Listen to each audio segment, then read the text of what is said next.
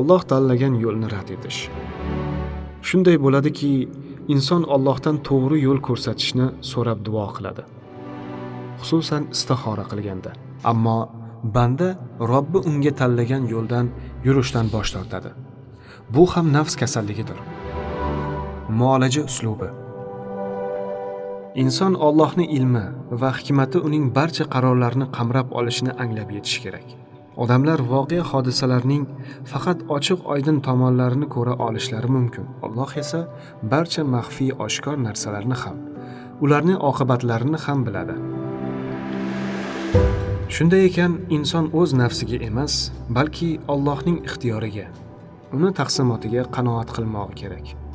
Binobarin, insonning xohish istaklari o'zi uchun baxtsizlikka aylanishi mumkin. Hech kim taqdirini o'zgartirishga qodir emas. Banda Alloh taoloning xohish irodasiga qarshi chiqa olmaydi.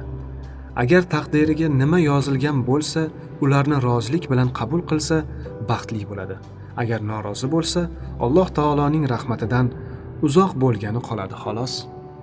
Lekin Allohning taqdiri hamisha amalga oshadi.